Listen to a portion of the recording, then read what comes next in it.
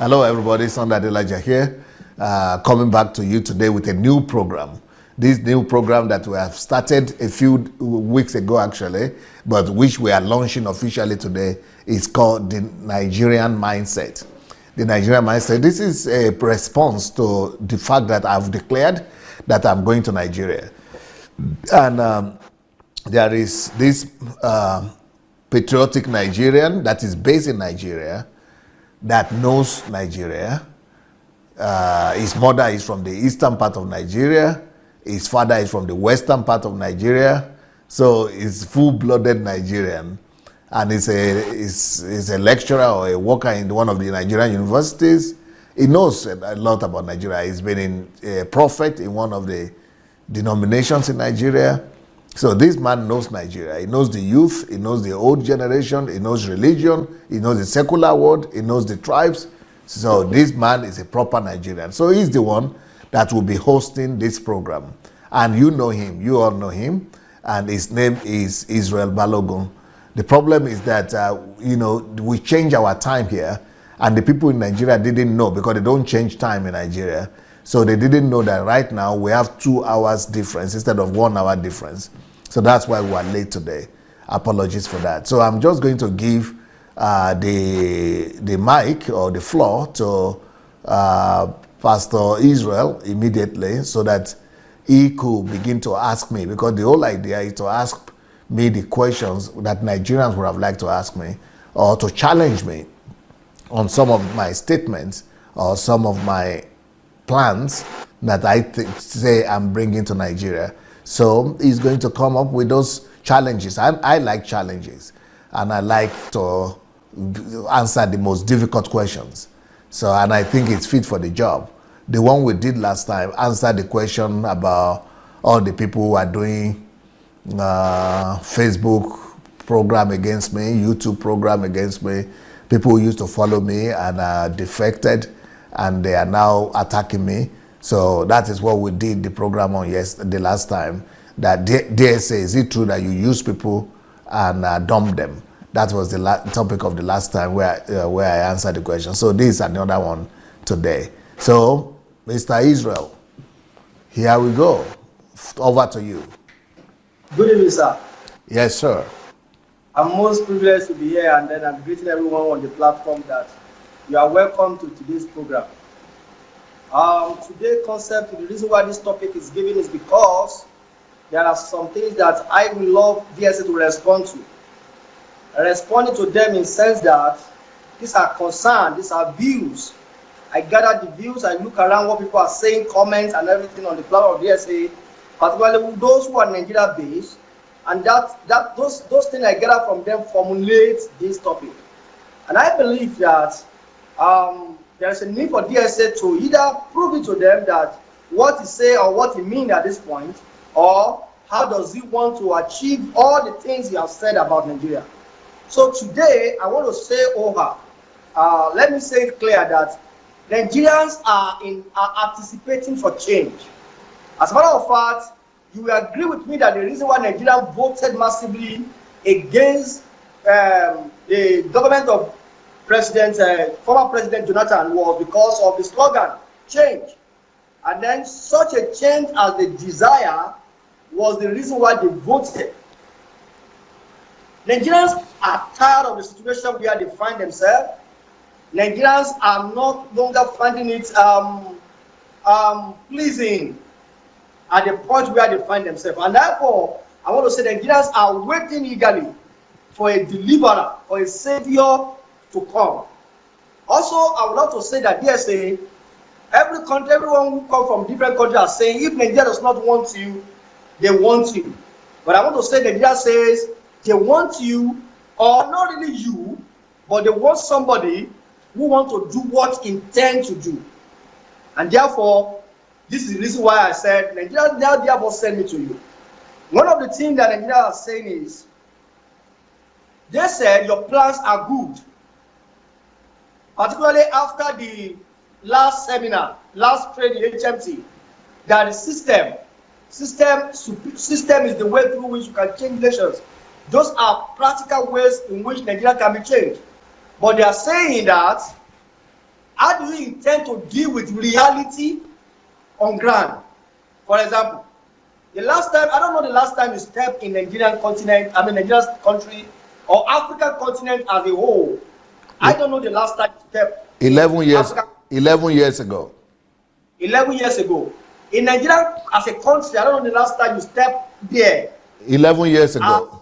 11 years ago. And then, even when you came, I believe you came as a superstar. Because many ministries are waiting for you. Yes. Convoy, passing, you may not see. But now you're coming back to Nigeria. It's no longer the way you came 11 years ago. Yes. It's now different ball game. If the reality you will meet on the ground is different from what you think, or if Nigeria is spoiled, is damaged beyond what you imagine. Yes. You already have some fact and figure with you, sir. Yes. But what of if you come and you find out that what I actually imagine, Nigeria is worse than that? And two ways. The mindset of Nigerians you imagine is worse than what you imagine. One. The second aspect is the state. No, let me start with that, because if it's going to be too long or too much, I could get things mixed up. So if I come to Nigeria and I find out that things are much worse than I anticipated, I will only be happy. That is exactly what is needed for reformation and for change. Change don't happen when things are not so bad or when things are not bad enough. But it is where things are bad enough that is where change happens faster. Let me use another illustration. When there is a bit of light, people don't really mind. But when there is total darkness, that is when people are more ready for change. Let me use another illustration. Let's say right now in this room that I am in, I take a match box and I switch on the match stick. The effect will not be felt here at all because there is enough light here. But when there is less light, the lesser light, the more the effect of the little light. But when there is no light at all, when the thing is totally dark, that is when you will feel the effect of the matchbox or the match stick carrying a little light. So for me, the worse, the better. The worse things are in Nigeria right now, the better it is for me to be able to affect a change. Because there are different kind of resources.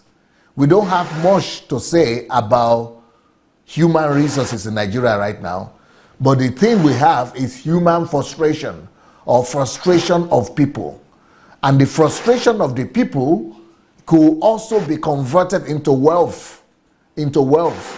So I intend to convert the frustration of the people of Nigeria into some amount of wealth. So the fact that things will be worse than I anticipated is not what is going to discourage me. It's not what is going to be a challenge to me. I don't see that as a hurdle.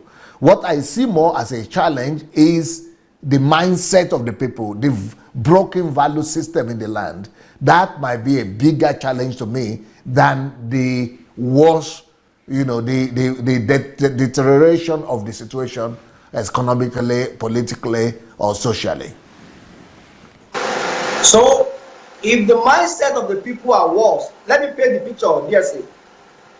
The mindset is such that they need a change, but they want it their own way.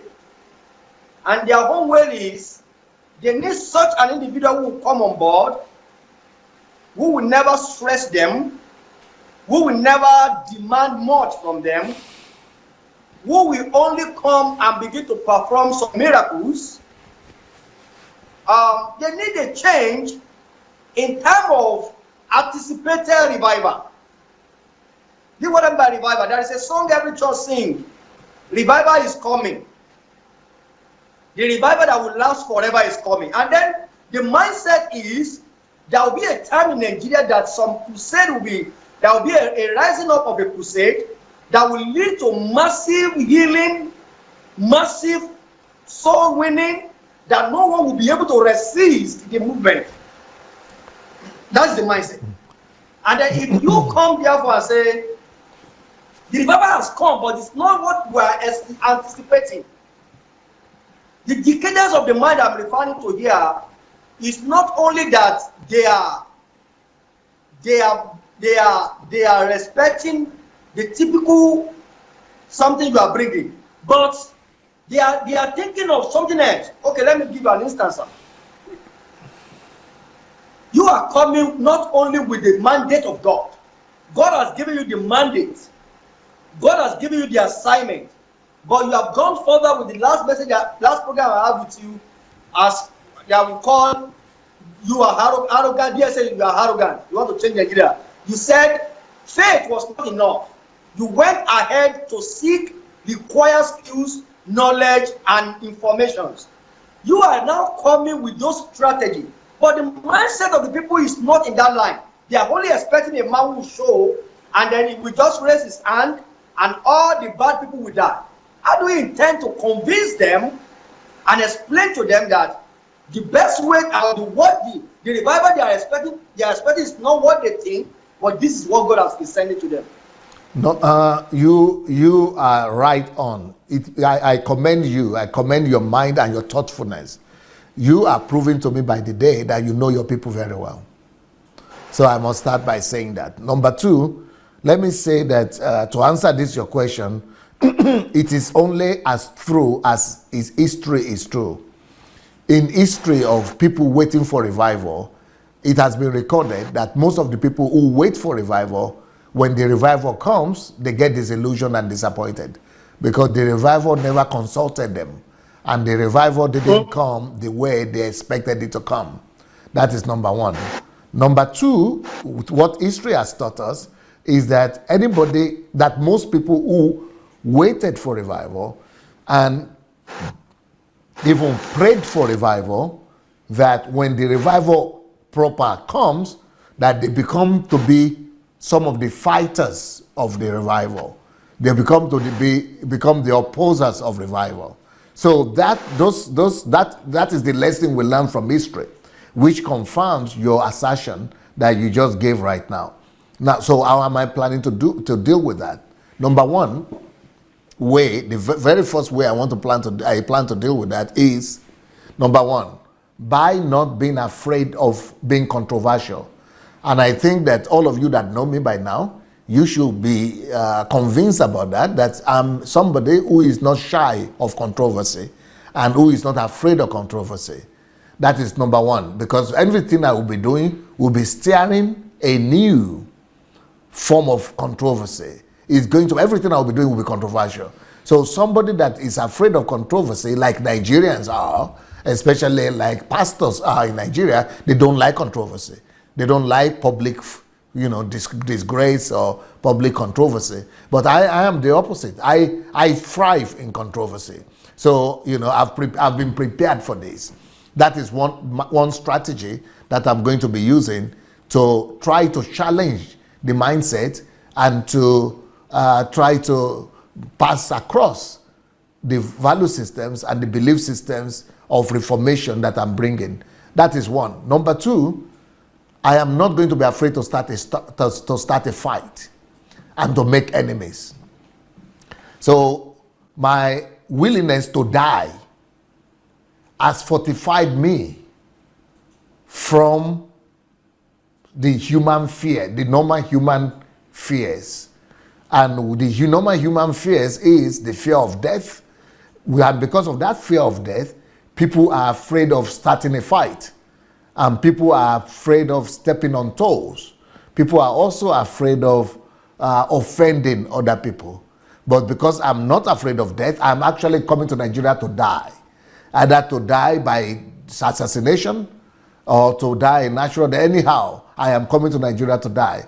And because I'm already a dead person, I see myself as a dead person already, I'm not intimidated, by the fear of death. So I am willing to step on toes and to start a fight just to bring about the transformation we're talking about. So I'm not going to expect people to lay the red carpet for me, or to welcome me, or to see me as a celebrity. You know, let them see me anyhow they want to see me. Let them fight if they want to fight. Let them try to kill me if they want to, and if they can. But I am, I'm not perturbed by that. I'm by the possibility of even dying if necessary. I am already a dead man, and I'm coming to Nigeria to die. But this work has to be done.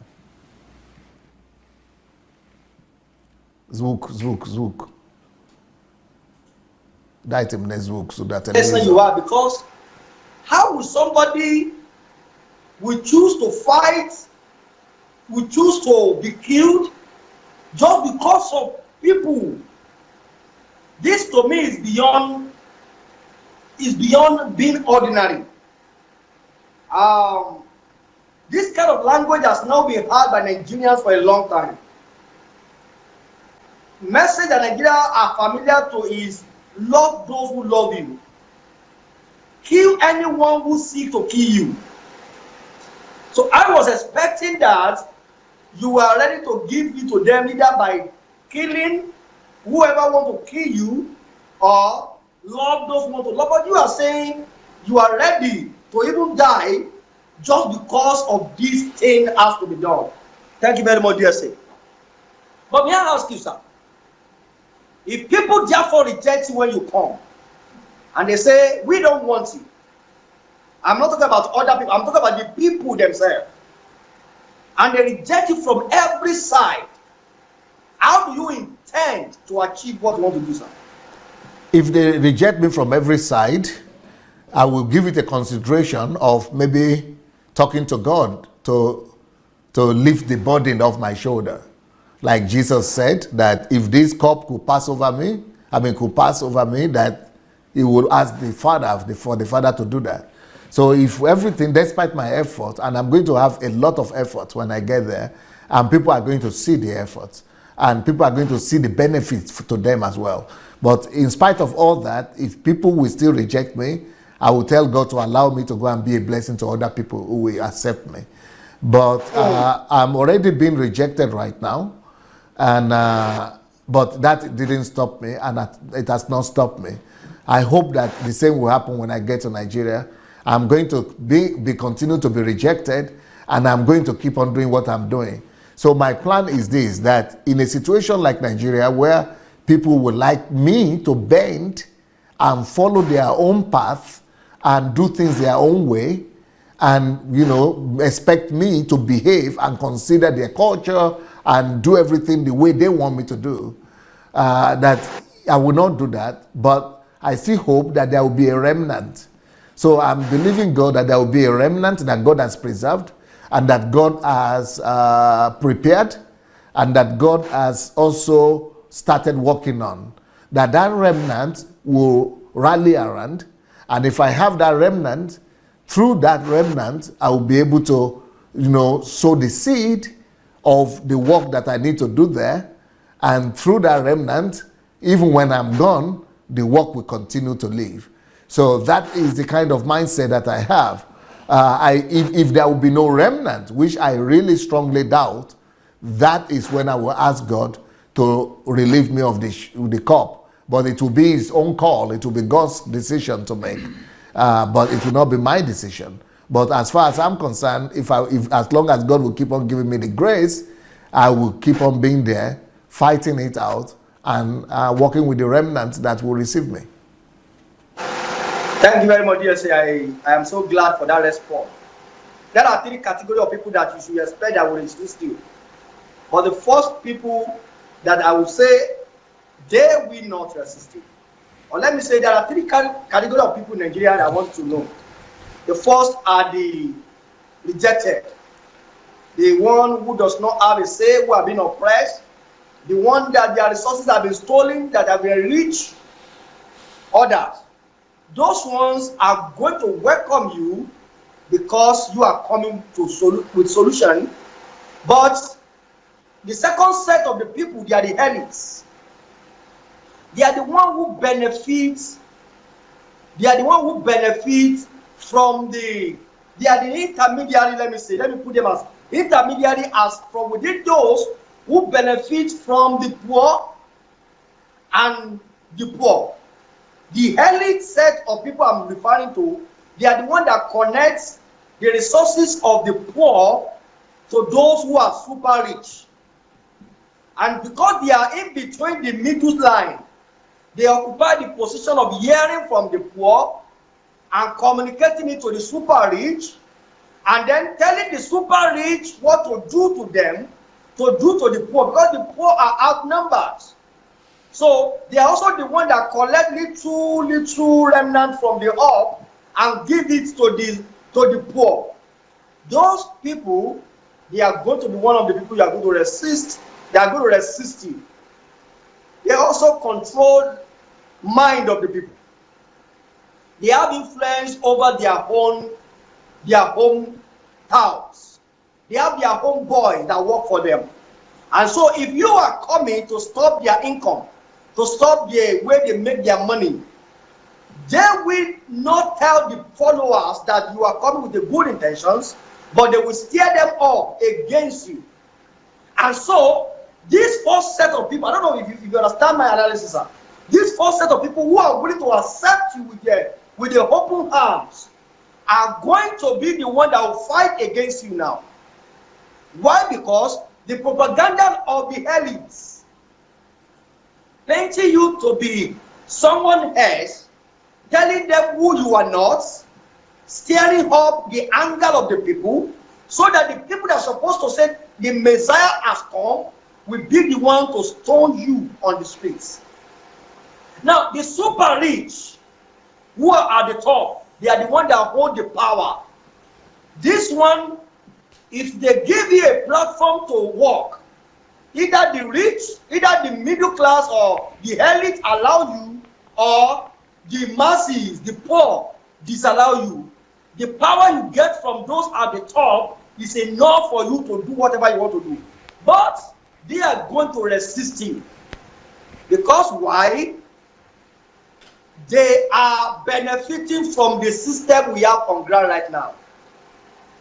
DSA, I don't know where you're getting my analysis. Very well. They are benefiting from the system. Anything that alters this present system will stop them from being who they are. Yeah. Sadly, what saddens most in that situation is they don't have another life. They have just only one life. The only one life is they must recycle within power as to keep themselves relevant in the country. So now, how do you intend to handle these three categories of the people? Nigeria said, as we ask you, sir, how do you intend to handle these categories? One, middle class, who can control the mind of the masses on behalf of their super rich people. The last one is the super rich who are in power, who would not want you to do what you want to do, and they are willing to frustrate you. Do you have any plan or any system to handle that? Once again, I want to commend your ingenuity and your thinking process and your foresight in thoughts. You have intellectual curiosity, and I encourage that, and I want to commend that. That's exactly the way things happen. That's exactly what I expected when I started this move, and that's exactly the way it's playing out. So how do I expect to deal with all of them? There are different strategies that could be adopted, but just what you see me doing now in regards to the religious cabals and the religious elite, this year, before the end of this year, expect me to take on the elite of Nigeria. You are familiar with Elijah challenge. That challenge was for and towards the religious elite of Nigeria. Expect such challenges very soon that is directed at the elite and the super rich. So I'm going to go all out. Right now, you only know me about the church because I start with the church because I believe that everything starts with the spirit. And as goes the church, goes the nation. But I'm not going to stop there. It's just the beginning. That fight now is being taken over by several other people. But then I'm going to go higher. I'm going to challenge the elite. And I've written a book already about that. You know, the role of the elite in the society, in transformation of the society. So that is already, it has started little by little, but that's just little. So there is the role of the elite book that I've written. But also, I want to, for example, I watched an interview by Dangote. So Dangote, for me, is a future partner. I like him. I love him. In fact, I want to do a program about him very soon. I love Dangote. I love his mind. And I think, you know, we are going to have very good relationship with him. He reasons very close to the way we reason, to the way I reason. And I want to partner with him. So there are some rich people like that I would like to partner with. There is another one, Tony Elumolu or something. Yeah, I want to partner. People who are really doing things right, I want to partner with those. But the ones that are that are not doing anything or are indifferent, oh, they are going to feed the heat from the kitchen, just like the GOs are feeling it right now, soon and very soon. Thank you very much, Dsa. I think this is very, very important, and you have really handled it very well. Nigerians are asking, sir, and then what they are asking is, there is a problem at hand, the problem of governmental support in line with having approval from government, and which you have handled, you have spoken about it. But what the Nigerians are now saying is, if need be that we force you to lead the nation. Now, this is not seeking your permission, but Nigerians forcing you to say, if this government will not let us have this transformation, we want you to lead us. Will you be ready to accept the challenge, sir? Yeah, that is one of my conditions for considering political post, because political post for me is a big demotion. For me, going to politics is a big demotion. It is the demotion, it's like going low, coming down from a high place down. So for me, going to be a political player or a politician would be to die to myself, big time. It would be like killing me. But even that I would be ready to do if the politicians today will not accept or will not consider the project that we are bringing. If they will fight it and be against it, that is number one. Number two, I might not need to go to politics myself. Maybe some of my people that I will influence will do that. But if the nation will beg me and ask me to come and play a role, then I will have some conditions for them. A lot of things will have to change. But there is a possibility to consider that as well.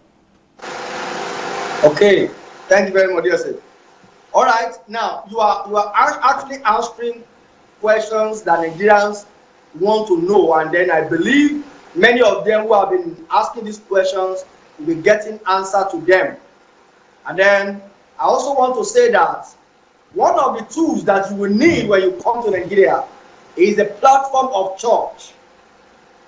Most importantly, if church will be there to welcome you when you come, if church will be there to say, this is the man, this man, we are with him, I want to assume, let me say, I want to believe that your job will be very much easier because of the level of influence that the church is having on the nation presently.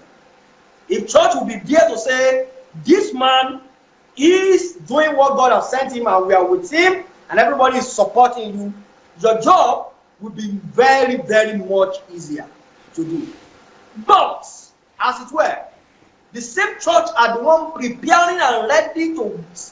As a matter of fact, one pastor made a statement. Dsa is coming to change Nigeria. Let him come first. When he comes first, we will know what to do. This same church are saying when you come, you will meet them on ground, and they will teach you that you met them in Nigeria. Yes, sir. In a practical terms, do you have any plan to bring back the church on your side, or how do you intend to go ahead doing what God has sent you to do, and yet facing the crucifixion of the church? Nigeria want to know, sir. First of all, I think the church is going to be with me one way or the other, or at least part of the church. The hierarchy of the church will be against me.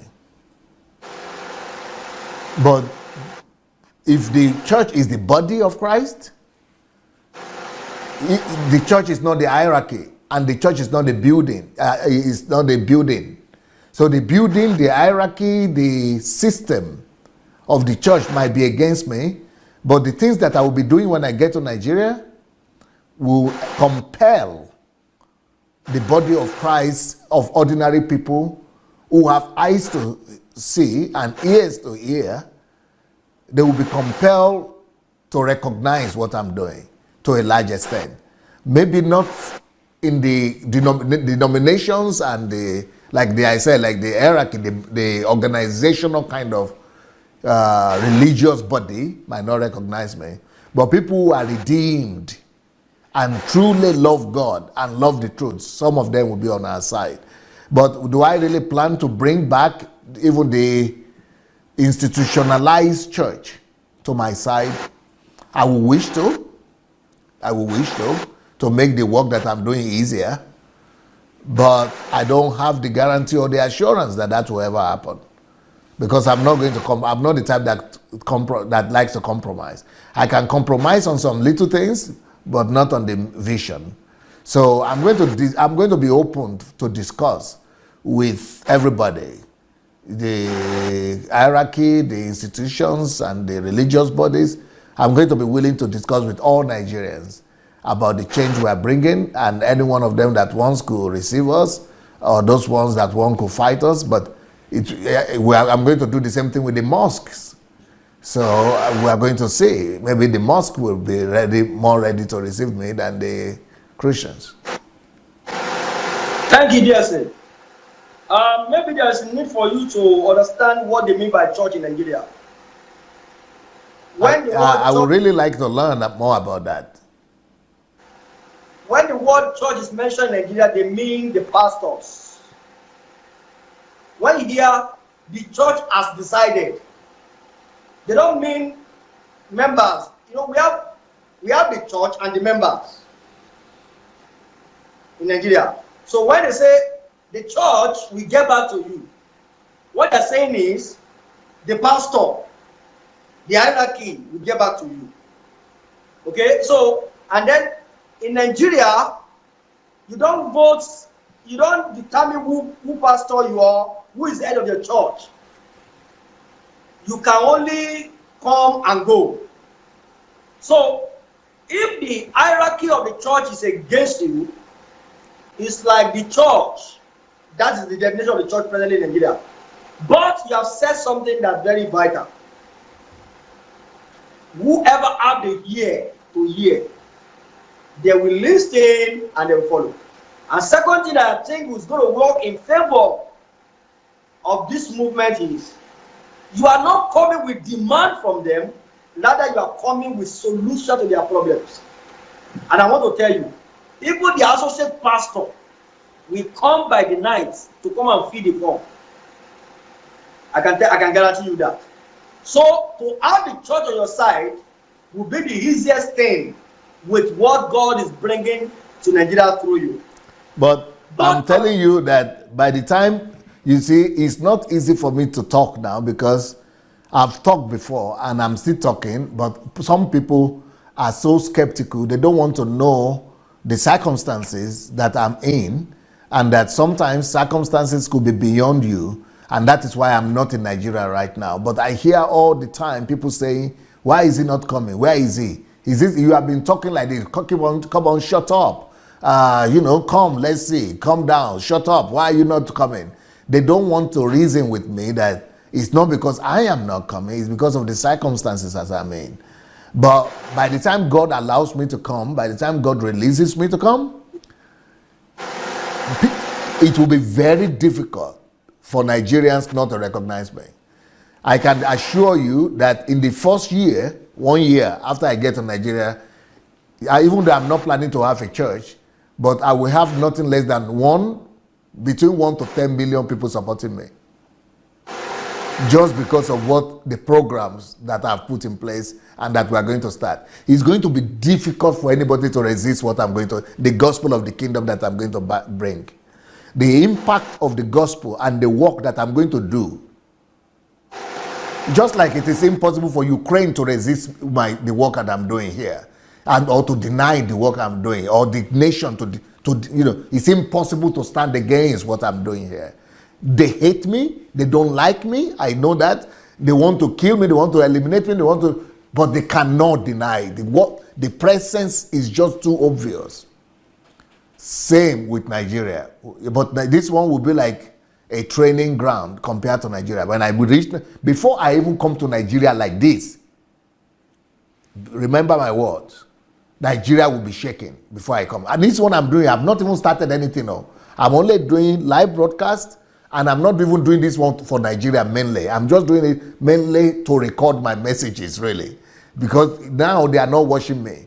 But it is when I get to Nigeria, I will be able to package this for television and radio and things like that. That is when it will be for Nigeria, for Nigerians. But the Nigerians that are watching it right now is a bonus. It's like I'm surprised, and I'm pleasantly surprised, and I'm glad when Nigerians like you come and watch. But what I'm really doing is I'm preparing the ground. This one for me, I've not even started the project yet. I'm just getting ready. So if this is my preparation, getting ready here, and people already hear that there is someone like DSA, believe me, by the time I really start my project,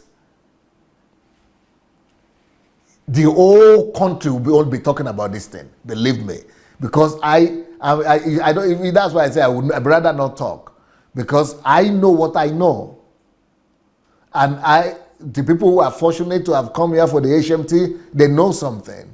And the people who live with me here, they know something. But how will I say? People will just say he's just talking. He has big mouth. He's just talking. He's boasting. He's depending. He's saying I will do this. I will do this. He's pompous. He's boastful. But just we have two prayers, that God will give everybody that is watching now long life.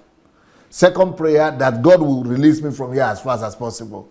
Once that happens, the effect, it will be like a tremor that hits the country. The effect that will come is nothing that Nigeria has seen before.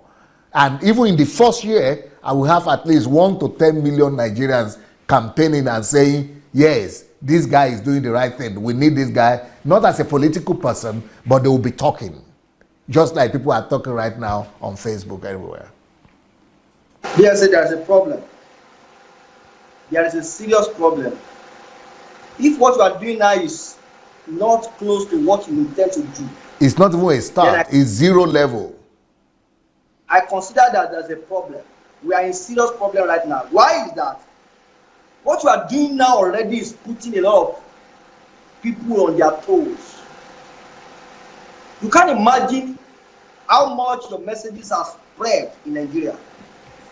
Let me give you an instance. I was eating, and I'm not exaggerating here, I was eating in a bukateria. So I missed a program. What is bukateria? Like cafeteria? Restaurant. Okay. So I missed a program in the previous day. So I intend to listen to that program while eating. As I played the video, the person somebody sat down beside me on the other table, and he said, "Is that DSA?" He didn't see the picture, he didn't see the image of the person. He only heard the voice. He said, is that DSA? I said, how do you know? He said, somebody I listen to every day. Then I walked up and said, you mean that you listen to him? He said, yes. He started mentioning friends of his that they cannot go to bed without listening to the message of DSA. Though they've never commented on your post or your live broadcast, they've never said anything like getting to know them. So this message is already spreading this way. You said, and I quote, that what you are seeing now is not even close to. Then I said there is a problem, because if what you are bringing is good, this is not close to a start. It's a problem, because how are we going to manage the disaster this will lead to? What do I mean by disaster? The emptiness of synagogues, the emptiness of church buildings.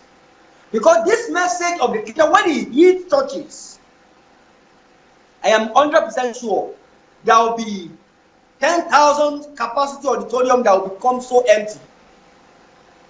That will eventually lead to another thing. How do we intend to manage such happenings? It's a problem that I don't know how it can be managed. And that's why I'm putting it to say there's a problem.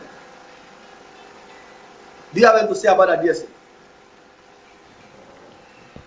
My movement will not be intended at letting people leave their churches. Only if those churches are oppressive. That's not my goal. But if the churches are captivating the people, imprisoning the people, making them into slaves, I would definitely encourage people to leave. But that is not my intention. Let people go to their churches, because I don't want to come and plant church in Nigeria. But if people would demand for church, what I intend to do is to raise up new generation of pastors who will be taught in the principles of the kingdom of God and the gospel of the kingdom, and will go ahead and start their own churches to deliver and rescue our people. Many of us who have been listening to you on platform, you never told us not to go to church anymore. Not once. You never asked anyone not to go to their church, but many people have stopped going to church. The reason is simple. It's when you see that you are in the darkness and somebody has shown you the light, you will be, you don't even need to be told that this place is darkness. The same thing will repeat itself when you come back. Yes, I want to correct you a little bit and say, I've said it many times, that people should leave those churches where it is that it's being operated like a cult. And I've encouraged people to leave churches where, you know, they are not caring for them, they are not allowing them to have their own visions, and they are not, they are only collecting from them, not giving to them. So I say, if you are not sure that the kingdom and this is the standard of leave, run for your life. So I've encouraged that, you know, but it's just, it's not a command, it's just my own opinion. And but I've also said that there are no churches in Nigeria, that even though they are remnants, but I think what that will lead to is that a lot of these churches that are there right now, even that are doing things wrong, will be forced to begin to review their practices and their doctrines. Yes, okay. I want to say another mindset of Nigerians to you now. Nigerians are willing to go all out in as much as they will have something, and that thing must be money. Let me give you an example. If you land in Nigeria today and you announce on national TV that anyone who needs capital to start a business should meet me at National Stadium tomorrow.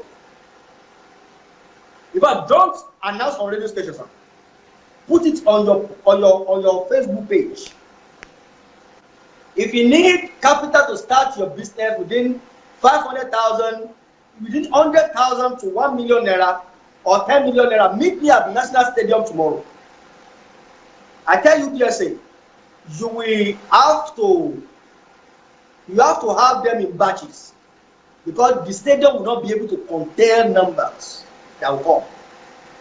But I want to say not every one of them, or another fact, 95.5% of those people who come for to collect that money only want to get the money for the next burial ceremony, naming ceremony, for their next wedding, for to buy a car for them to flex with their friends. They have no intention to invest that money into any business. Why did I start that example? How do you intend to checkmate who to empower and those that are not ready for empowerment? Well, when you say that Nigerians might not receive me or might reject me, actually, I am less concerned about that one. I am more concerned about the people who will come to me. My greatest fear about going to Nigeria is the people who will respond to me. That is my greatest fear. My greatest fear is people who will receive me.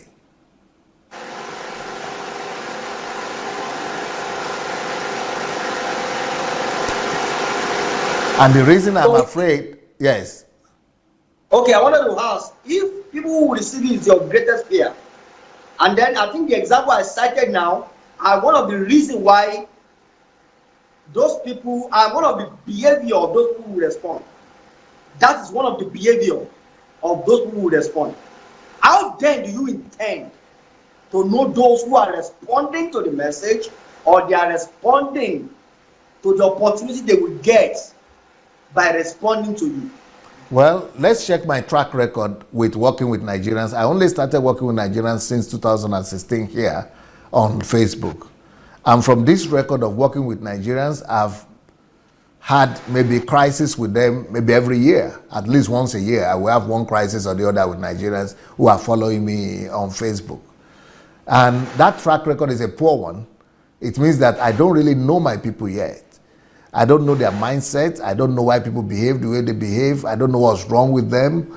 Their value system is totally different from the one I'm used to and the one I'm bringing.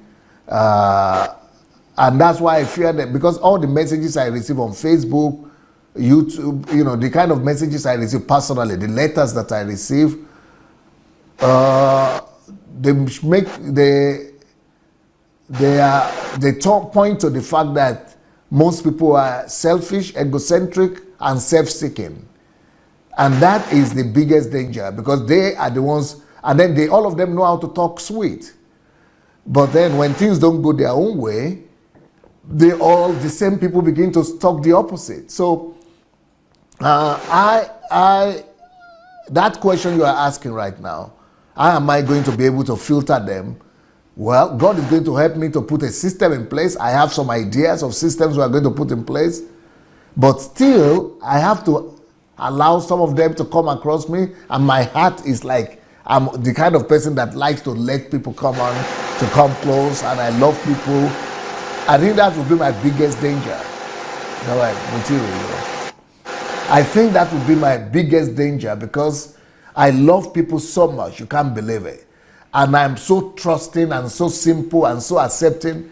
So I must admit that this is going to be one of my biggest problems, and that I'm not so confident about this one. I hope that God will give me people who will be able to protect me and who will be able to, help me man the thing that I'm going to do. But I'm not sure about the people I'm going to trust. Even the very people I'm going to trust who are going to be my team, I'm not very sure that they will be able to be trustworthy, and that I'll be able to escape the deceptive nature that I've seen among our people. It's almost like everybody is out there for some selfish gains. It's a new concept for me right now. It's difficult for me to even think that to believe that people think like this. So there are some things that I don't even believe they're happening, but they are actually happening. And but what surprises me most is that no more other Nigerians say, and that's okay now. That is exactly what we expect. You don't know. They are not even surprised by these things. So so I'm more afraid of people who will respond to my good works and try to be my team. That's why I want to go with 2,000 people from the diaspora and foreigners, people who have lived there. But I'm working mainly now with Africans, Nigerians in diaspora, and they are having the same tendencies and the same behaviors. So this is where I must admit that I need God's grace and God's help. I know this program very well. The title is The Nigerian Mindset. And then one of the things we are going to be dealing with on this platform is to explain the mindset of the people, how they think, and what we think is right. And then one of it is what I just cited, that Nigerians will see you as a wicked man.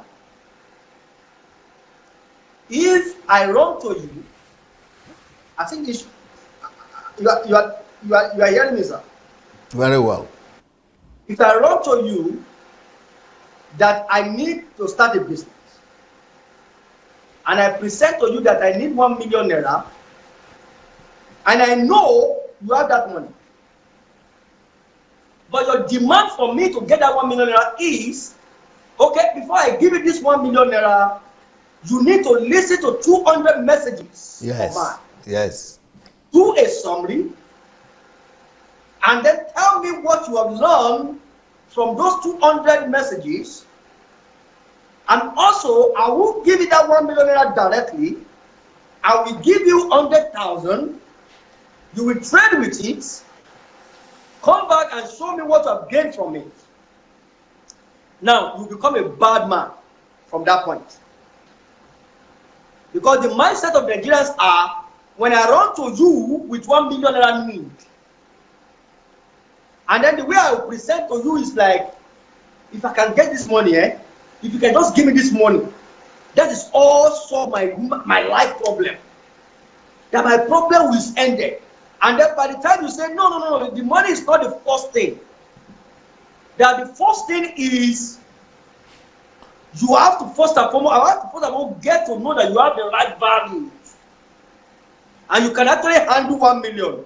So, at that point when you begin to stress Nigerians, you begin to stress man pressure on them, you become a bad man.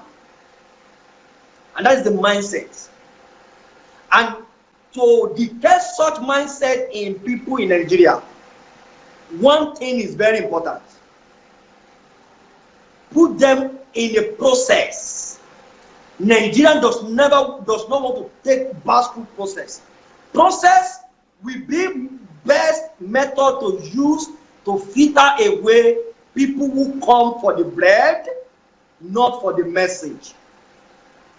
When you put Nigerians in process, this is the process you pass through before you can have the bread. You will discover, my dear, say that if 1,000 people join the process, at the end of the process, you may only get maybe 20 or 10 people. Because Nigerians does not know what process means. We want to have the results immediately we place the demand. So best way to check this kind of people, or let me say one of the methods through which I think this kind of mindset can be checked, is everyone who come or who respond, who come to you, have a process that filter them.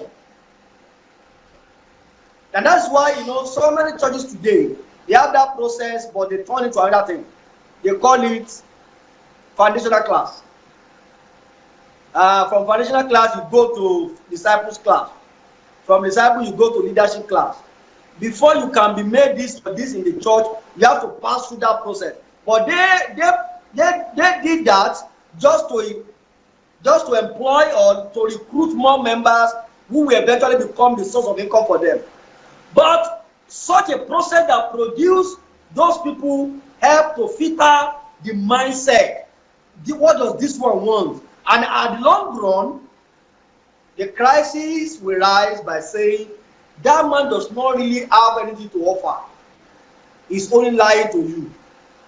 Why would I go to him with the need of 1 million naira?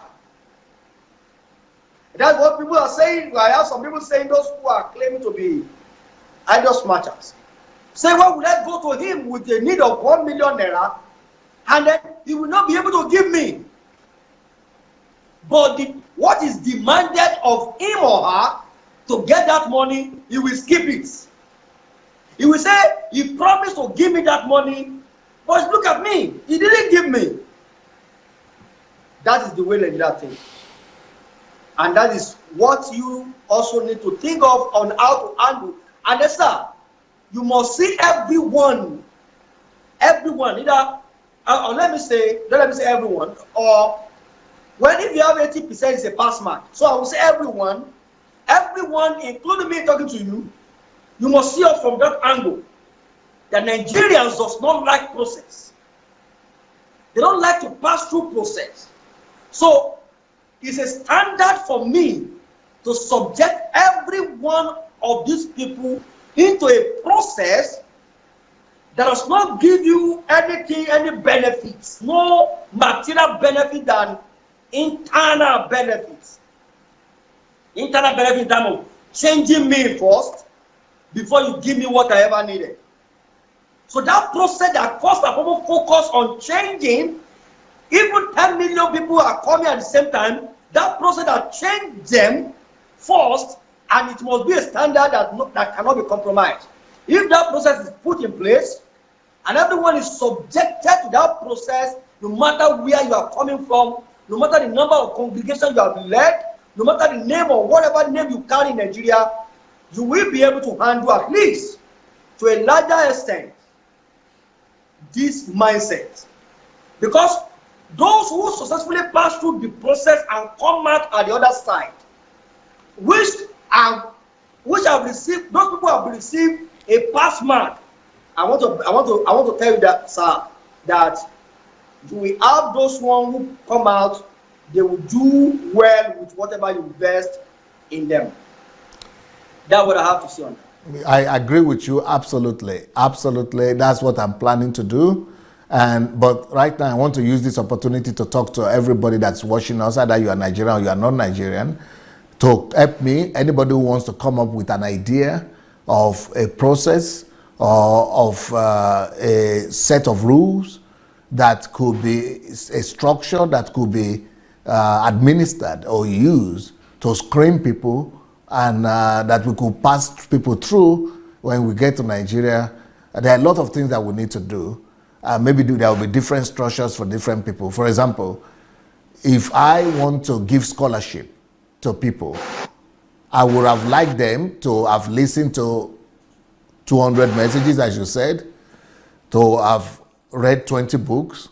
So we need to package that into a structure, a system that will filter as many people as possible. So I welcome all ideas, and if you want to give me ideas, or you want to, but even more than ideas or the system, we need personalities. We need people who will be, who would like to man this kind of positions, and who would like to be in charge of, screening people like this. So if you see yourself be in our team in Nigeria and you want to be part of it, please go ahead and write to me directly. My email is pastor@godembassy.org. pastor@godembassy, one word, godembassy.org. Write to me direct. But for other people who just want to join the team and be with us and go with us to Nigeria, you don't need to write to me like that. Just go to the site and register. And the way to register is to go to my blog, sundayadelajablog.com/Nigeria. sundayadelajablog.com/Nigeria. If you want to go with us and just join the team in Nigeria or anyhow. But you have to begin to prepare yourself now too. But the ones who really want to join the inner core and build systems, and who think that they are systemic people, who will really be able to do these things, write to me direct. One of the questions Nigeria wants me to ask to DSA, you have mentioned it earlier. And then I would love to take you back to that question. Nigeria are thinking rather to say that, is this thing only for Christians? How about atheists? How about Muslims? How about traditional worshippers who are Nigerians, who also are willing to hold on to their religion, but still want to be part of what you are doing, and then even in fact, they have something tangible to offer? How do you intend to welcome them? I'm going to treat everybody the same way. They also will have to go through listening to my messages and reading my books. Besides that, they all have to pass the exams. So, for example, as far as I'm concerned, it doesn't matter you're a Christian or a Muslim. Thank you very much, dear sir. Thank you so much, and I think that answered that also. In as much as I have said, this is not about are you a Christian or you are a Muslim. That welcomes, it gives opportunity to all Nigerians to be part of this. This is all about Nigerian mindset for those who are listening to us, and I believe that the way Nigerians reason are the thing we are trying to astray, or taking the mindset, taking the desire or thinking of Nigerians to DSA to address them. Today, what we are trying to do is to gather some things that Nigerians are thinking and then present it to DSA to respond to them and see how he intend to undo those things. And also, one of the other things that Nigerians want to do is, I want to find out, is that in the course of changes that is coming, or things that will be demanded from user to us, a lot of things will be affected, such as people day-to-day system of living. Many people would love to be part of what you are doing, but Uncle Sam will not let them be one. For example, when you come, if I'm a banker, I'm expected to be at work Monday to Friday. On Saturday and Sunday, they organize trainings. Yet, I want to be part of what you have brought to us. How do you intend to help people who want to be part of these things and still does not want to let go of what they are doing? Yeah, there are going to be different kind of programs that we're going to offer to people. Trainings like HMT, but you know, there are going to just be some requirements that somebody could be able to, like we are doing the mentorship now, someone could be able to organize himself and fulfill those requirements. And we will be having a lot of people to employ. We'll be employing a lot of people in that country. I plan to compete with the federal government on the employment, the government of Nigeria, not just federal government, but the government of Nigeria in total, all the civil servants and everybody that's working for government in Nigeria. By the time I'm in Nigeria for 10 years, I hope to have as many or more workers than the federal government, than the whole government of Nigeria. Okay, that is awesome, and that is a good question. Answer. I noticed also, DSA, that you are restraining yourself from talking freely. I noticed that maybe because of the view or perception of the people saying he's only talking. We'll let him come and do. You are restraining yourself from saying, talking. Unlike before, you will give assurance and you give a definite and something that even people are saying, stop telling us, stop showing it to the public, and you don't care. You want people to see, but at this point you are restraining yourself from saying something so that you can, because of the view of people saying he's only talking. DSA, do you know that when you speak, you bring hope to many people's hearts? I don't hear from those ones. I only hear from the people who say he's only talking. That is the point. Because those who you give hope to, they don't talk. They don't say you give us hope. And I believe if any one of them is listening tonight, they should call in and let you say it here that they receive hope whenever they hear you saying things that's coming to Nigeria. Because that is very important at this point. I noticed that from the beginning of this interaction that yeah, I know people who talk about my messages in general, who are happy, who comment, who write. But we're talking right now about Nigeria. You know, people just say, let him come. Let him, most people, very few people really tell me they have any hope about that. Most people just saying, I'm talking too much, so I better keep quiet. All right, thank you very much. Yes, that's why I said, those who are having hope, whenever they hear you, they are the one who does not have a voice, who cannot come out and speak. But those who say let him come forth, they are the ones who are afraid of your coming. Because when you come and you eventually do what you have said you will do, they are going to become nobody. So, and I'm repeating, sir, that when you talk and you present these things, hope is restored into many people's hearts. I am a living testimony. Many a time I talk to people, I said, Nigeria should hold on. Help is coming. Because I totally believe that when I hear these things and I look at the street of Lagos, look at the street of Oyo State, and I see people walking on the street, what comes to my mind is very soon these people, hope they've been waiting for is coming to them. So yes, I want to beg. Anytime you need to say this thing for us to have hope, please, sir, do not stop saying them. Because it gives hope. Last HMT, proving it again and again that through system, the nation can be transformed.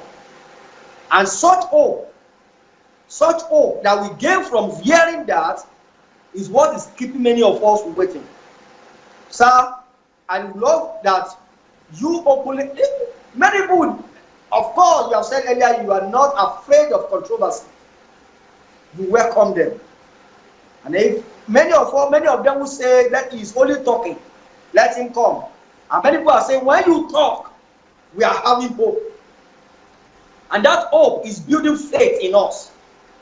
Because without faith, we know something is coming to happen. So that is what I want to say, DSA.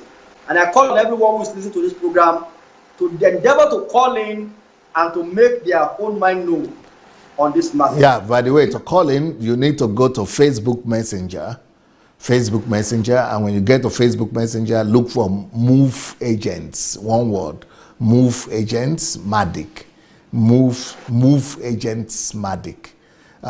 Just look for that, and then you can write and say, I want to call, or I want to contribute. Or you could just write. Don't call, just write and say, I would like to contribute, and we will call you back.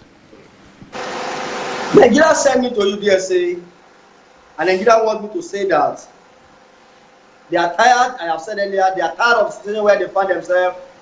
There's no hope anywhere. They are only keeping hope, hoping that someday somebody will surface and somebody will come with help. Nigerians are saying that they are looking forward for someone who will come one day and set them free from the situation where they find themselves. Nigeria sent me to UDSA and they are saying nothing is working in Nigeria, nothing. Not even one institution can you mention. You can mention that is working. Nigeria are saying where we find ourselves today, we were not there some years ago, but because of the systematic, wrong system that we imbibe into our society is producing wrong people. And wrong people are now running the society and turning the society to a wrong society. And Nigerians who could not say it to you, they send it to you. And they are saying that if truly God has promised them help, they are hoping you will bring that help. And Nigerians are saying The condition where youth are today, the condition where the young ones find themselves today, is no longer bearable. I can tell you, sir, I'm coming with a program in our next meeting. I will talk about the statistic record of the numbers of youth who are going to Yahoo, and how much Yahoo guys are now proud to say to government that Yahoo is the one employing them now. That the reason why they are not having armed robbers killing them in their homes is because many of them choose to go into Yahoo. And they should live there with that because Yahoo is employing them. And I want you to know the reason that is happening is because the nation in a whole has collapsed. Value system, nowhere. Our value will shock you to know that we don't respect anyone who say, I speak the truth or I have integrity. What Nigeria respect is cash. Throw money at them, you will earn their respect. Tell them the truth, you will be deserted. So what Nigeria are saying, at this point where they are tired and they need help. And that's the message Nigeria have sent me to convey to you. And I think you have answered some of their questions, which I think will get to those who want to hear and listen. First of all, in my book, this book that they are showing now, Nigeria and the Leadership Question, one of the points that I'm making there is that we don't need a messianic leader, that we don't even need to wait for somebody to come and deliver us. My own job is to come as a vessel and as a bridge, as a ladder with help. Help is on the way. But not only, I'm just one of the servants that is coming, but I'm a means, I'm a tool in God's hands. But not only me, you know, we have a group of people that God has prepared and that God is preparing. So we are going to come, even some people will not come, but God has prepared them. People from other countries also, who are going to be behind this thing, that God has prepared so many people. But because I'm a Nigerian among them, and I'm one of the leaders, or maybe the central figure from some of these things, being a Nigerian myself, that's why I'm taking the responsibility on myself that, yes, I am coming. And because I'm coming, I have galvanized a lot of movements, a lot of consultations, a lot of agreements, a lot of things have been done, preparations have been made for my coming. So I am representing the interests of a lot of people that God has prepared. And I'm, a spokesman for them, that it's not just one messianic leader, but we are coming with a change. I am coming with a team and representative of, many interest groups that we will stand together to rebuild a new Nigeria. So I would not that's why I don't want to go into politics, because I don't want people to think that when a good leader comes or when a messianic leader comes, then the country is going to change. I want the country to know, in this book I made a point that, it's a new strategy we need to change Nigeria. And that strategy is written in this book. I appreciate your response to that, and everybody who needed to hear this are hearing it. And the essence of the reason behind this program is to respond to some of the questions which you have dealt with accordingly. And I think I am done with my questions, giving room to those who want to call in. Thank you very much, sir. Okay, for the people who want to call in, the floor is open right now, so we could begin to receive calls. And anybody that wants to call in, please go to Facebook Messenger, look for Move Agents, one word, Move Agents, Madik. And you could write to us that you want to call or drop us a line.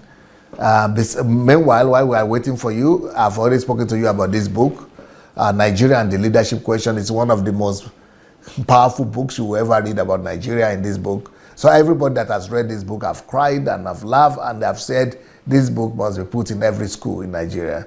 So please try to read that book. Are there some other books there we have? Other books that I have here is this one here called Only God Can Save Nigeria. What a myth. So it's a myth that only God can save Nigeria. God has already done everything from his side. Now, our salvation is in our own hands. And that is contrary to the conception and to the belief system of Nigerians. But if you read that book, I believe that you become a convert. You know, some people say it's the most powerful book they have ever read. Only God can save Nigeria. What a myth. But I think I have some other books about Nigeria here. The Nigerian economy, the way forward. This is for people who are interested in how to move Nigerian economy forward. In this book, I'm giving my own strategy and understanding on how to make Nigeria become one of the top 10 countries in the world. I have another book also that is called, How to Make Nigeria the Greatest Country in the World. Is one okay? How to Make Nigeria the Greatest Country in the World is another one that you might want to read. People said every Nigerian has to read this one. That, you know, after this, you will that your ego, you will become proud that you are Nigerian. I have another one that says, when Nigeria, this is it, how the Nigerian economy can overtake the American economy. How the Nigerian economy, people think it's a joke, but until you read it, even recently we had a survey about what book of DSAs is your favorite book. So after reading this book, people are now writing it as one of their favorite books. Because, you know, before they were not reading it, but I think it was Anu who did a review about it, and people started reading it. It is mind-blowing. What you are going to see there will also bring tears to your eyes, but also make you very hopeful. So let's see if we have some callers. Let's see if we have some callers who are going to call into the program. Let us say, Knigida. Okay. So, that much now. It's retreated to. Meanwhile, for the men, I've just written a book for the men, my first book in English for men. And this one is both for men who are married, but especially for men who are getting ready to marry. Or even you are already married, but you want to know more things about the role of men in marriage. It's called, Am I Ready to Become a Husband? Am I ready to become a husband? So these are all the preparations that a man must go through before he becomes a husband, before he forms a family. So am I ready to become a husband? It's on pre-order right now. You can actually get it on pre-order for about $3 plus. I hope this will help you to build your family, and even if you're a husband, to be a better husband. And even the women have to read it so that you know what is expected of your husband or your future husband. So this book is actually a second one, because I had written one. Am I ready to become a wife? Is the first one I had written. So, and this one is the parallel one, the seconded one. We are seconding that one. Am I ready to become a wife? By writing this, am I ready to become a husband? So let the men also get to read their own as well. And of course, we just finished the system, HMT, and that's the book about system there, system building. We have another one that is the process, the book about process. And then we have another one about how to find money for your dream. And then we have the daily planner. And that daily planner is out there also on Amazon. You can get it and plan your day to help you to be organized and to guide you into your calling, into your destiny, and into whatever God has called you to be. So, do we have callers? Hello? Oh, hello. Yes, can you put off your Facebook or YouTube, because I'm hearing my voice there. Yes, I want to equally be hearing what you are saying, sir. Yeah, but wait. You are going to be hearing what I'm saying through your telephone, not through the live broadcast. Yeah, take this away. Take this away. God bless you, sir. God bless you, sir. Who is calling, please? From where? My name is Rotimi. I'm calling from Abuja. Yes, sir. How are you today? I'm very fine. And you, sir? Very good. Yes, I want to make one or two contributions First, I want to tell Bra Kolawole that the word is actually not for doubters. Oh, you are talking. Are you talking about? Are you talking about Mr. Israel? Yes, Israel Balogun. Oh, why did you call him Kolawole? Sorry, a slip of tongue, sir. Okay. What did you want to tell him? I want to tell Bra Israel Balogun that the word is not for doubters. The word is for doers. So as many that feel that you will not be able to do whatever you have accomplished anywhere in Nigeria, there are people who don't even understand the way Nigeria works. Hello, sir. The word is not for... The word is not for doubters. It's not for people who doubt. Okay. The word is not for the Thomases. Okay. And it's for the Josephs. Okay. That is you are talking about the world, right? Yes, the world that we live in. Okay. Or the universe is not for the doubters. Okay. It is for those who are doers. Okay. Yes. Now, having said that, let me quickly share a little experience, sir, before I now mention one or two things that I needed to tell you. Okay. In 2007, I owned a microfinance outfit. Yes. And one way or the other, we lost a microfinance outfit. Okay. And about that time, I had disagreement with them in the church where I was pastoring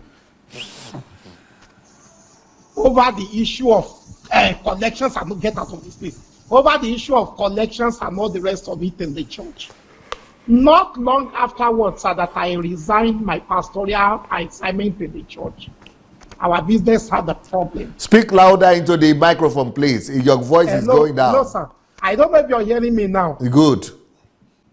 In 2007, I used to pastor with one of the biggest churches in Nigeria. Yes. I had a microfinance bank.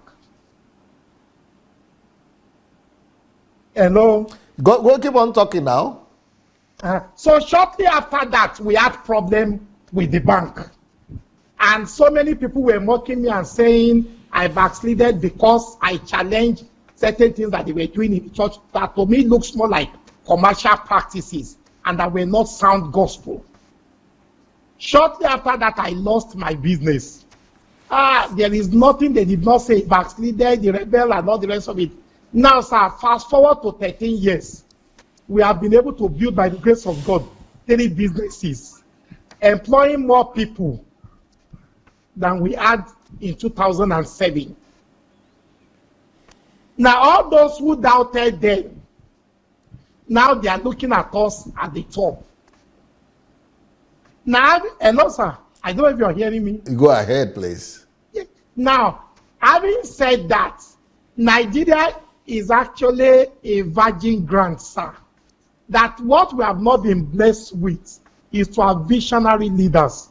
Many times when I read the history of Dubai 20, 30 years ago, and when we compare Dubai to Nigeria, it took just somebody who is a visionary person in Dubai, the emir, to turn around the fortune of Dubai.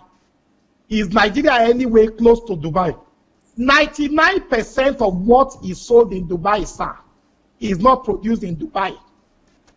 But somebody has true vision, been able to change a jungle to the biggest tourist attraction center in the world.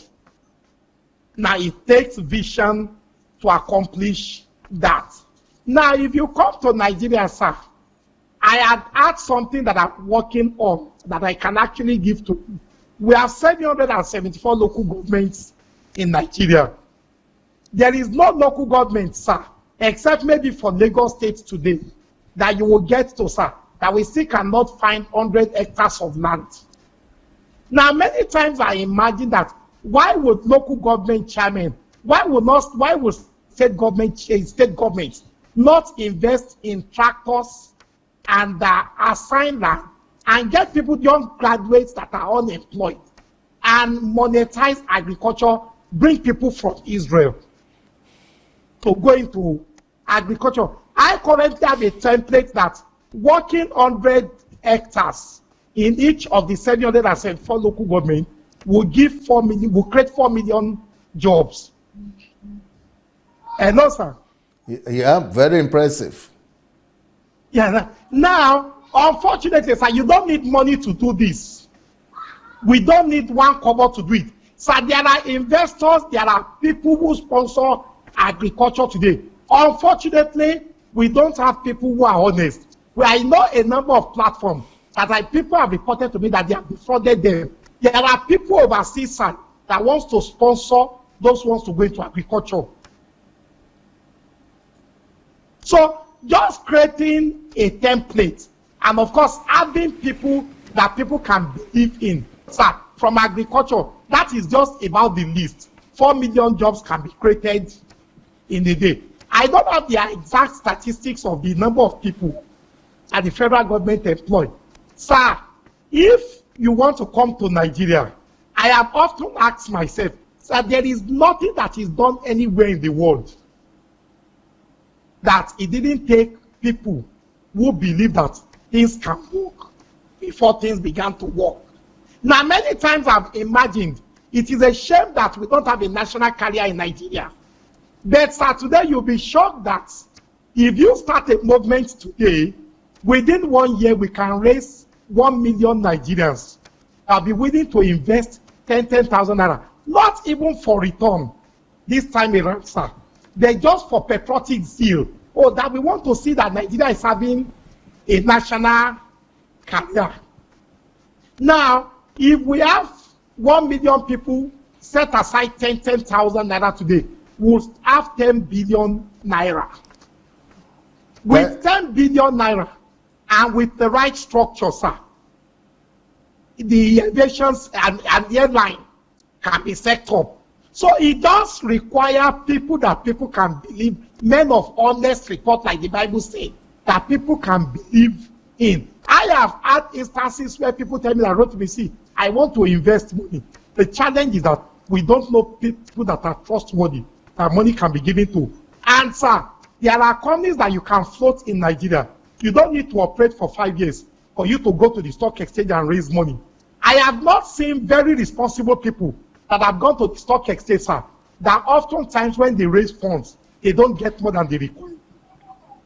So that is even to say that the capital that many people think it's an hindrance to establishing businesses is actually not an hindrance. If you have a fantastic blueprint that people can understand, people can relate, and that can be executed.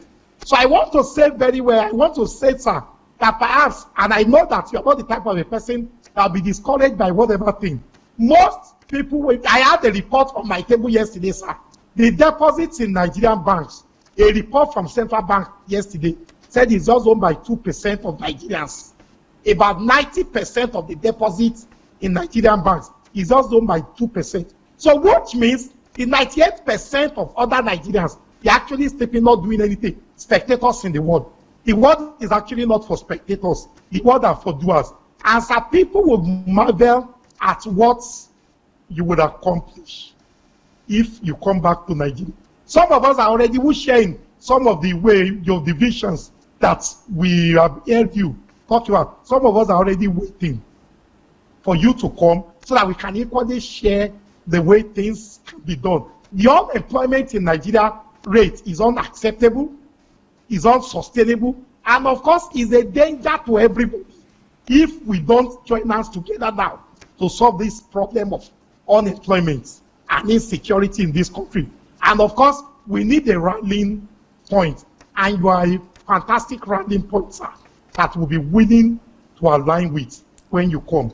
Thank you very much, sir. Before you go, sir. Yes. Yes. First of all, that thing you said about the agriculture, yes, employing 4 million people, you said it's not money that is needed. So why don't you undertake you it? don't? No, sir. Unfortunately, sir, you can't do everything. Now, let me share something with you, sir. I'm currently working on a project that will make us give out 5,000 tree cycles every year. Hello, sir. Yep, I'm here. I'm currently working on a project that will make us give out 5,000 free circles every year. When you brought the lady from Kenya, and that is why when some ignorant people talk about the fact that you bring people to this platform and you abandon them, so you don't understand the level of contact.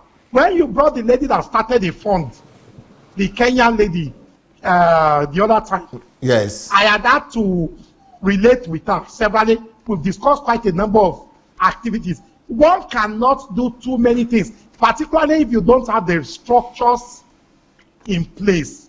I am just currently doing something, sir, that will make us to create 5,000 jobs every year, doing the conventional tree circle. What is it that we have done separately? We are bringing a mobile app for the operators to pay every day. We are equally bringing comprehensive insurance and, of course, group life insurance that has never been done in the country. So I have met with the union and all these operators. Most of them are the ones begging us now to kickstart the project. Now, it's a project of about 4 billion naira over 5 years. Sir, I don't need any money to start it. Okay, wonderful. You know, I would like to continue discussion with you, but if you can write me into my inbox, then we could arrange a call and talk about it. Guys, no problem, sir. All right, thank you so much. Yes. Great contribution. Yes. All right, those are great ideas right there. I need people like this to write me if you think you can contribute something to what we are planning to do in Nigeria, especially manpower and ideas and templates. And I've already done a video where I was inviting an invitation to everybody who loves Nigeria or who has a burden for Nigeria. I think I have a video like that, and an open invitation to everyone who has a burden for Nigeria, that they should come to the table and send in their projects, and that we are going to work on it. So this is a good,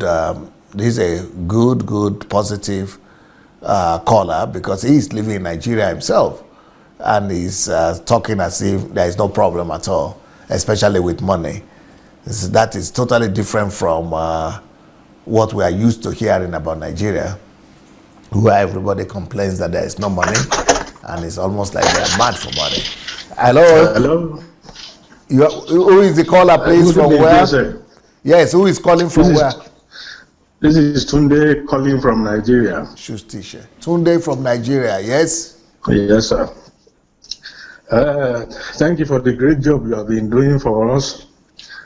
And I want to say to you that DSA, just like Abraham Israel said, a lot of people are fired up.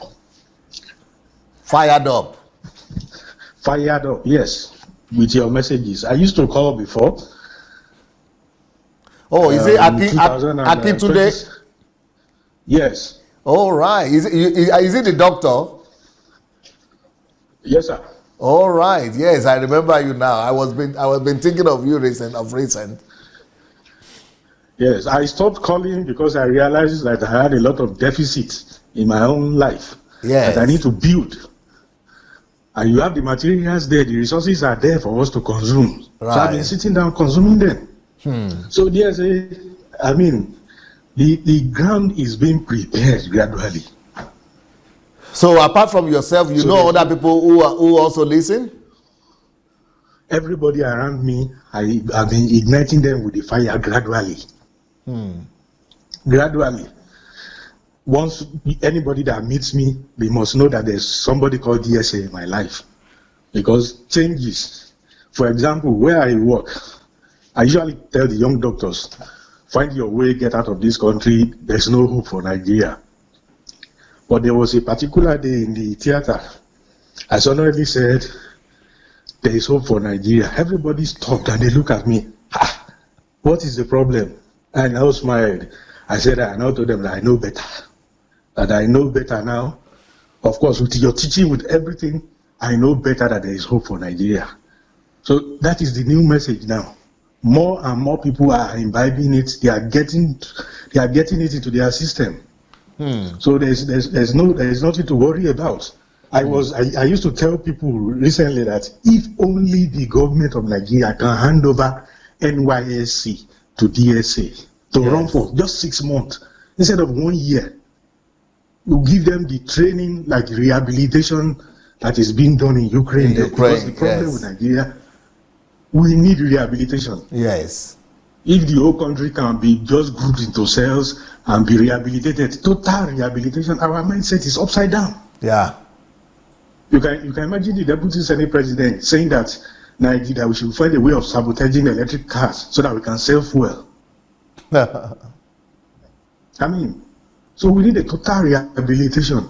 And the fact is, as far as I'm concerned, I know that you are not moved. You are a strong person. You are not bothered about criticism. In fact, you flourish with criticism. Yes.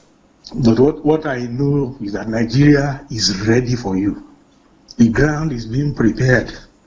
And just like Brother Israel said, the empty drums make the loudest noise. Those who are getting your message inside, they are not making noise like those who are making noise on Facebook and social media, criticizing you, calling you names.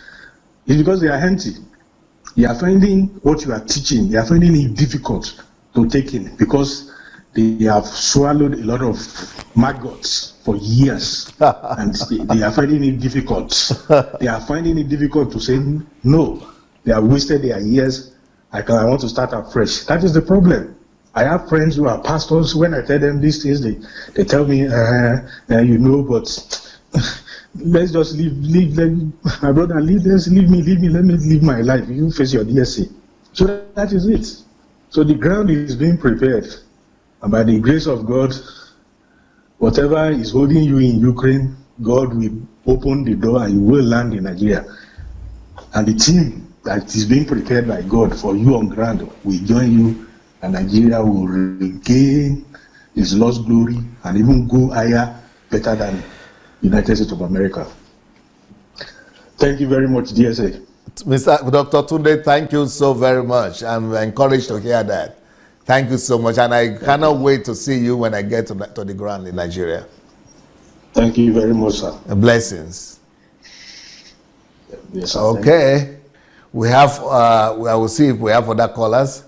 Yes, we definitely have other callers. But if you want to call, the way to call is to go to Facebook Messenger. When you get to Facebook Messenger, look for Move Agents. One word, Move Agents Matic, and you could then from there, write to us that you want to call, or just drop a line, text us, and we'll call you back.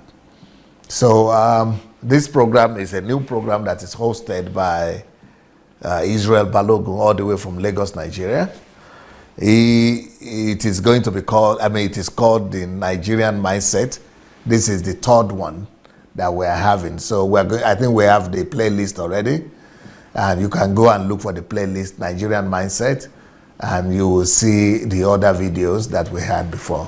Hello? Yeah. Hello? Yes, please. Who is calling from where? Yeah, hello, DSA. This is Fiona calling from Holland. Estila? Fiona. Siona? Yeah, Fiona. Oh, Fiona, yes. Yes, calling from Holland. Yes, how are you, my sister? Yeah, I'm fine, sir. I have been following your program short a while. I just knew of recent, late last year. Okay. Actually, I've been always seeing you, if I'm strolling through my YouTube, I always say, Pastor Sunday, I say, this is one of the pastors, and I'll just remove it.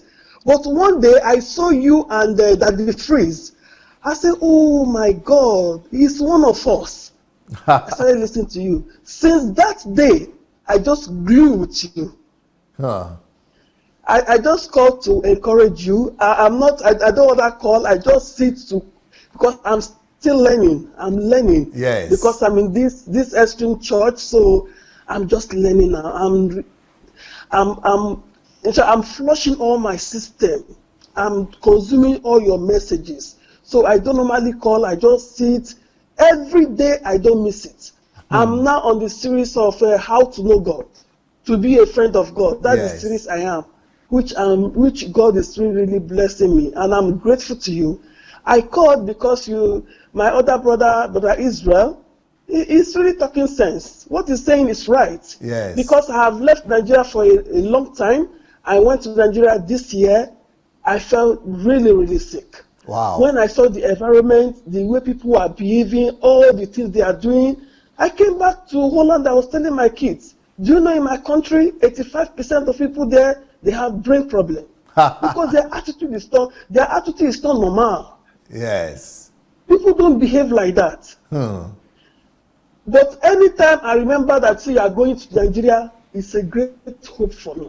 A great hope for me. I always dance and jubilate that Heavenly Father will continue to strengthen you. Amen. That you will not be discouraged. Because Amen. I know people want to discourage you. They will insult you. They will throw stone at you. I trust them. But I still know that people there are many people that will be ready to receive you. It's just like the system my brother is talking about, Israel, saying we are going to use system. They really need it. They are good people when you are able to train them. Because the training they had is the corrupt one. Yes. So they are all corrupt. But they are still good people. If that system, if you can use the system, and I pray that God will give you the highest wisdom. Because those people are really, really good people. Because they are corrupt. They are really, really corrupt. But I know they are changeable. Please, I don't want you to be discouraged because I know it's a big job. I know God has put in the burden in your heart. It's just like the way God did with in the Bible. Nehemiah. He put the burden in his heart that he cannot eat, he cannot drink. That's the same way God did it. God is doing it now, putting it in your heart. God put it in your heart because you think alike. God can communicate with somebody that has this kind of heart. Yeah. That have this love and peace. You have it. We are many. We are not even in Nigeria, but He has chosen you from outside because He knows you can do it, and He has empowered you to do it. And God will direct people that will support you, that will not betray you, because I know people will betray you. Yes. So notwithstanding, God has chosen you, and you will succeed. Amen. By His power. Amen. By His power. My brother, please don't be discouraged, I beg you. Thank you. It's my hope. My husband coming from Nigeria today was complaining about one thing. I said, don't worry, it's coming to an end. Yes. All those problems is coming to an end. Yes. Because God has chosen somebody to do it. Yes. Thank you. Thank you, man. I'm one of your followers because I love the truth. I will continue to follow you. And your books, I find it difficult to order. I have written DSA books, no reply yet. DSA books. Yes, I did. I wrote twice because I followed the HMT from the one to the last. Maybe they are still processing. There were so many requests. So you should still expect. I'm sure they will still send the reply to you. Oh, okay, sir. Okay, sir. And the HMT is, man, that is the height of all. That is the height of all. I followed everything from the beginning to the end. I didn't mix anyone. It will work, sir. It will work. It will work. Amen. Thank you so much, Fiona. Thank you so much. Blessings. Okay, sir. Bye. Bye, sir. Yes. Yeah. All right. That is a word of encouragement. I think they are following the instruction that Israel gave. Well, so while we wait for the next caller, I want to encourage you, especially those who want to be receiving our messages on WhatsApp. If you want to be receiving our message on WhatsApp, just write down our WhatsApp number and send us your WhatsApp number to this number. Once you send your WhatsApp number to this number, we'll be sending you our messages every day. Our WhatsApp number is +38 098 596 3838. It's not for calls. You don't call in there, but you can just send your number and we will use it to be sending messages to you on daily basis. Hello? Do we have a call? Sir. Hello? Hello, good evening, sir. Good evening, sir. Who is calling from where? Yeah, my name is Emmanuel. I'm calling from Manchester. All right, Emmanuel. I want to say thank you very much, sir. Yes. Thank you very much. Actually, words cannot express the good thing you're doing in the Christendom and also for we Nigerians. It's a great work, really great work, because so many people had this burden, but they don't know how to go about it. Okay. And I believe that God has actually lifted you up to a point that where you can talk, and not just talking, making noise, or making sense.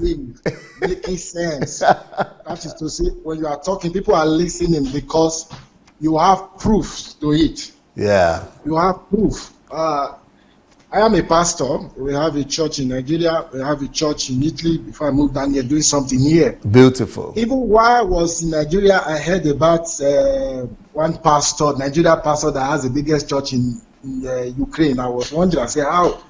Even when I got to Europe, Italy, Rome precisely, then I understood. I was asking myself, how did he do it to be able to gather people together in thousands, not just people that matters in the society? I've been wondering. So since you've been doing this, I have been following you. I have been following it, especially this HMT, this last training. I said, okay, this is something, and the strategy there was really divine. And I want to say the what? What did you say? The last one, divine. I said the wisdom you applied, I said, was really from God, not man. Okay. It was being, you were being empowered by God. And what you did in Ukraine, those who are not in ministry will not understand. Only those who are in ministry, that have done ministry outside Nigeria, yes, we understand what God used you to do in Ukraine. Yes. It's unusual.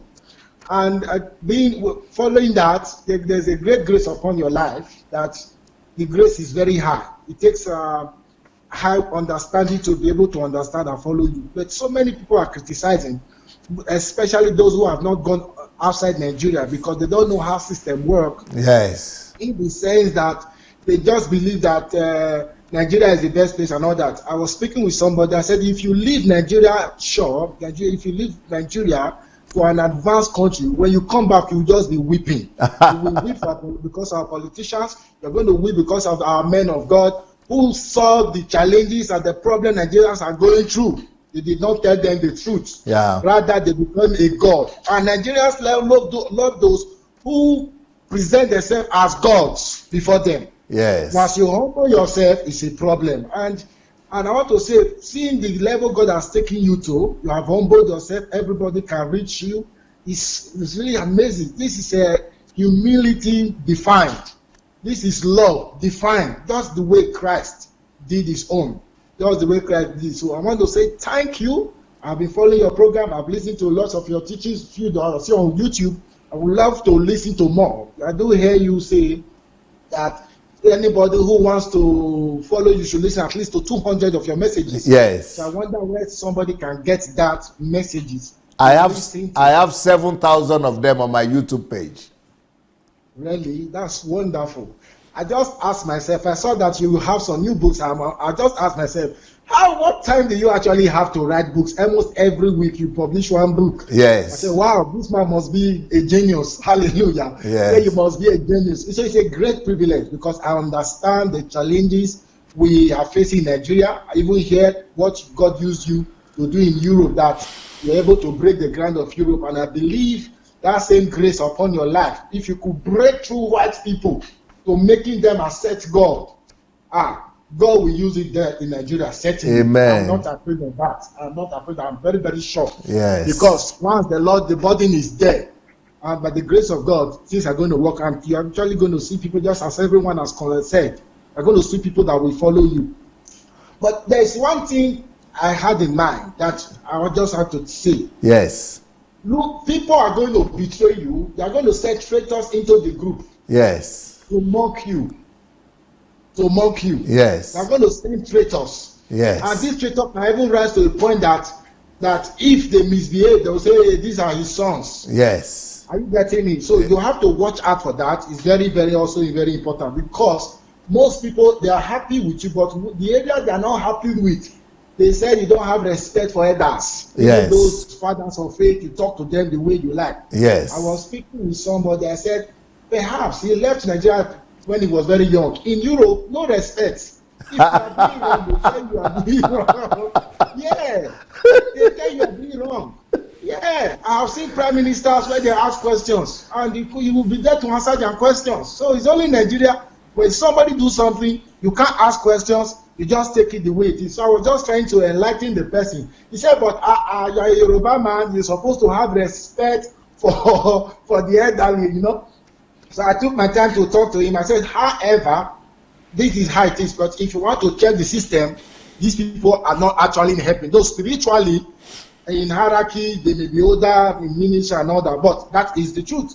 So that is the area actually where people are criticizing you. Not that your ideas is not good, not that what you are saying about them is not correct, but the way you just so harsh on it, like Papa Deboye, Oyedipo, and all that. And these people have both, two of them controls over 60% of the Christians in Nigeria. Yeah. So that is where you're going to have challenge. And they'll say, hey, you know, they fear, because these men are gods in Nigeria.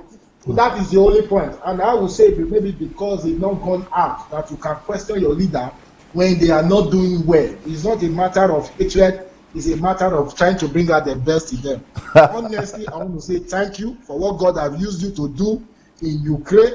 I bless the God upon your life, and I will continue to follow you. I have the opportunity. I will read more of your books to be able to, even from your message I followed, from your message rather, I've decided to go back to the four Gospels. Yes. Matthew, Mark, Luke, and John, to actually see the leadership qualities of Christ. The Lord told me something. God told me, say, study the leadership qualities of Christ. Yes. I went there to actually follow up. How has it been? How has it been moving with people? I find out that he was not a proud person. Yes. He was amongst the people. Yep. The first problem we have with Nigerians is our leaders are not with the people. Right. If God exhort them a little while, a little bit, with maybe 1,000 members, even 400 members alone, you can't see them anymore. And anybody who wants to even go close to Nigerians, they will just say, because he never blow for ministry and all that. They will begin to disrespect the person. So Nigerians love somebody who presents himself as a god. They are very, very much okay. So you are coming down, that's why they have the opportunity to say what they like. If, for instance, they now take permission to see you, you will see honor everywhere. So I think this pattern you have brought, we that are coming and so many younger generation, they are also going to learn from this pattern. If this man could bring down himself to listen to everybody, who am I? It's a good track, and we will follow it. God bless you. Thank you very much. Pastor Samuel, thank you so very much. Very encouraging. Emmanuel. Yes, sir. Thank you, sir. Very grateful. Thank you so much. Blessings. Okay, it's good that some pastors are coming on board. So not all pastors are against the Dsa. There are some pastors that are truth lovers. And so they exalt the truth above the person. And that's what I would like to challenge everybody to do, everybody that's watching us. Either you are following, you are not following. Don't follow me, don't follow person. Follow the truth that is being presented. Love the truth, follow the truth, and let the truth be your mandate. Not man, not Pastor Sunday, not Dsa. Just let the truth that is being released be your anchor. So with man, anything could happen to man, but the truth will remain forever.